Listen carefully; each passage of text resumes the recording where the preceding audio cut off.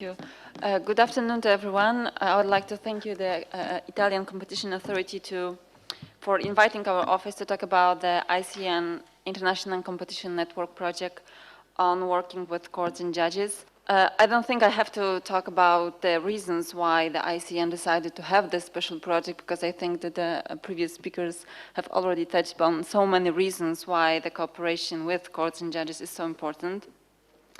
And of course, when we consider the application of competition law, it's vital to take into account the review process carried out by the judiciary. That's why there was a general agreement among all the ICN members, and this is more than 100 jurisdictions all over the world, that we have to look into this matter. That is cooperation with courts and judges. Of course, having in mind the independence of the judges. So, of course, you can imagine how heated the discussion was when we were to decide on the subject and the main goal of the project. At this moment, we have agreed to have the first phase of this project, and the first phase is being carried out by the Polish Office of Competition and Consumer Protection. Also because our office is going to be the host of the next annual ICN conference that is going to be held in Warsaw in April next year. And this project is going to be our office's special project for this conference. We have agreed that in the framework of this project, we are going to identify the issues that might be usefully addressed by the ICN and which would play to the network strengths. And that means, among other things, that we will focus on actions that all the competition agencies could also work on domestically. We have also decided that the project should be agency-focused, and that means that we would like to identify most practical and realistic ways in which we could improve our ways in working with judiciary. We have decided not to go into this area of how we could or if we should change the judicial behavior, again, having in mind judicial independence. We, of course, will build on all the previous initiatives done by the ICN, UNCTAD, and OECD in this area. We would like to identify all the challenges and the lessons learned in presenting the decisions and or pleadings in courts. That is why we would like to identify the tools and tips that would ensure that agency decisions are drafted in a way that are, first of all, understandable, and second of all, also helpful for judges, also non-specialist judges. Our goal is to understand the various ways in which agencies all over the world interact with courts in enforcement matters, and how agencies actually approach the interaction with courts with a view to, as I said, to identify the lessons learned. Of course, it is in our utmost interest, I mean in the interest of the competition agencies, to draft the decisions in the way that is helpful and understandable to judges. And therefore, we would like to gather all the experience of all the agencies as regards the previous practice with tips, recommendations, checklists, and this kind of very practical ways of drafting the decisions.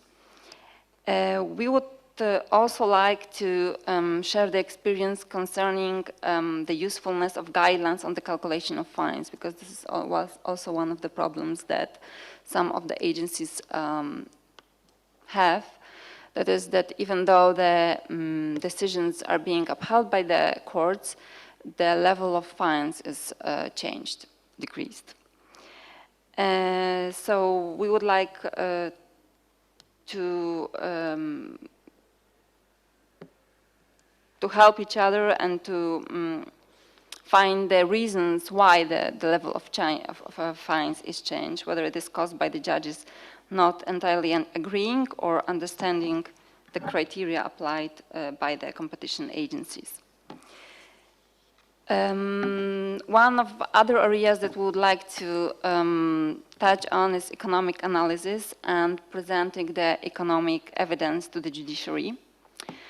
We have already seen during the OECD roundtable discussions that some of the competition agencies have still rather limited experience with presenting very advanced economic evidence to courts.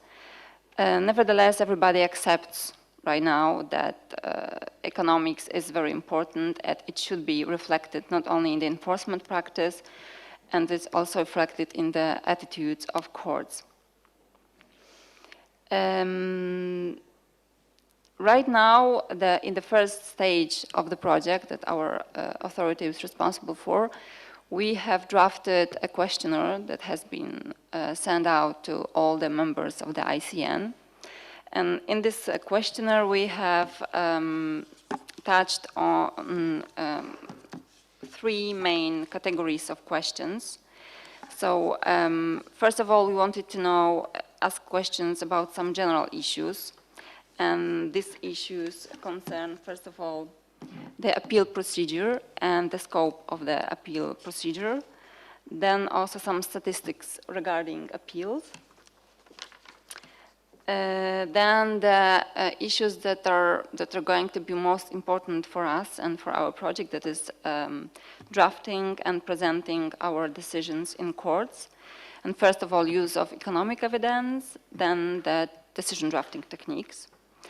And we also wanted to know what is the experience of the agencies when it comes to dialogue with the courts and judges, because it seems that some of the authorities try to really include judges in some of the activities that they carry out. They invite judges to some kind of seminars. They try to organize or help to organize some kind of seminars, whereas other agencies try rather to keep the distance. At this moment, we have already received some first answers from several agencies. We are looking into the answers, and of course, the further stage of this project is going to depend on the feedback on the content of the answers. However, our goal is first of all to prepare a very practical product for the conference in April next year. And this product should mainly concentrate on some guidance and sharing the practice concerning drafting the decisions. So this is the state of play right now. Thank you.